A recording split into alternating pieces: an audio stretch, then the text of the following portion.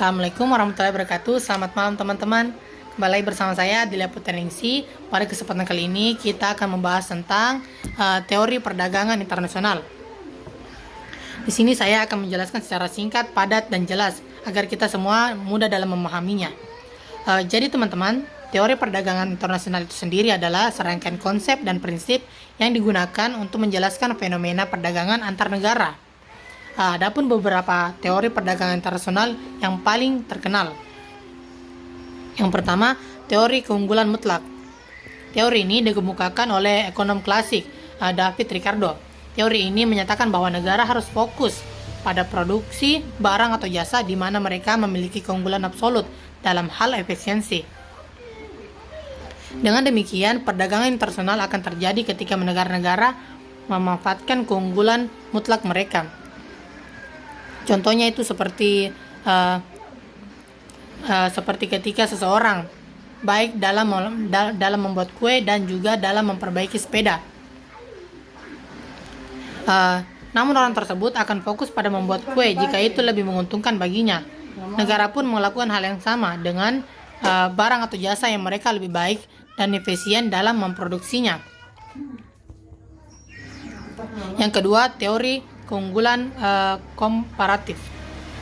Teori ini juga dikemukakan oleh David Ricardo. Teori ini menyatakan bahwa perdagangan internasional akan terjadi ketika negara memanfaatkan keunggulan komparatifnya, yaitu kemampuan untuk menghasilkan barang atau jasa dengan biaya kesempatan yang lebih rendah daripada negara lain. Ini menghasilkan keuntungan dari perdagangan bagi semua negara yang terlibat. Contohnya, bayangkan jika Anda baik dalam membuat kue dan tetangga Anda baik dalam memperbaiki sepeda. Meskipun Anda baik dalam keduanya,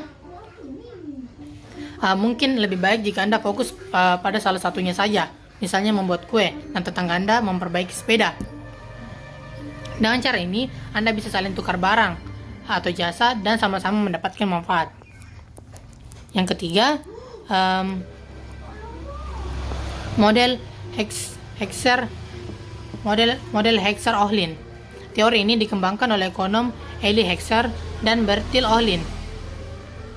Model ini menyatakan bahwa negara akan mengekspor produk yang menggunakan faktor produksi yang relatif melimpah dan mengimpor produk yang menggunakan faktor produksi yang relatif langka. Misalnya, negara akan sumber daya alam yang melimpah akan cenderung mengekspor barang-barang yang membutuhkan sumber daya alam. Yang keempat, model siklus hidup produk. Teori ini dikembangkan oleh Raymond Fernand dan menyatakan bahwa produk baru cenderung diproduksi dan dikonsumsi di negara asalnya. Namun, seiring berjalannya waktu, produksi produk tersebut akan menjadi lebih efisien di negara-negara lain, dan perdagangan internasional akan mengambil peran dalam proses ini. Maksudnya, barang-barang yang tadinya dikonsumsi di negaranya sendiri lambat laun atau lama kelamaan akan tersebar di seluruh mancanegara.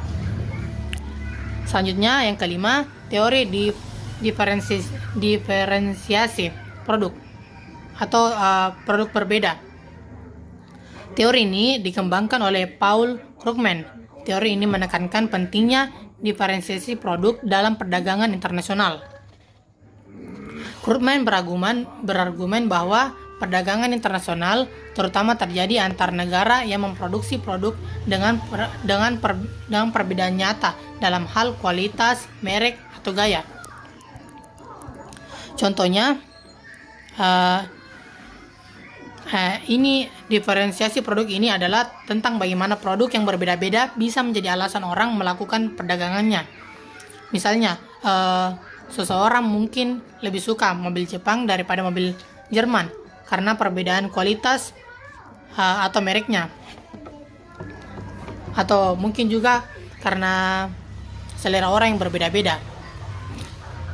Jadi kesimpulannya teman-teman, semua teori ini memberikan pandangan yang berbeda tentang mengapa perdagangan internasional terjadi, dan seringkali ide-ide dari beberapa teori ini digabungkan untuk memberikan gambaran yang lebih lengkap. Setiap teori memiliki pendukung dan kritikusnya sendiri, dan seringkali kombinasi dari beberapa teori digunakan untuk menjelaskan perdagangan internasional yang lebih kompleks. Selain itu, perdagangan baru dalam ekonomi internasional terus menghasilkan teori baru atau modifikasi teori yang sudah ada. Saya rasa itu saja yang dapat saya jelaskan teman-teman.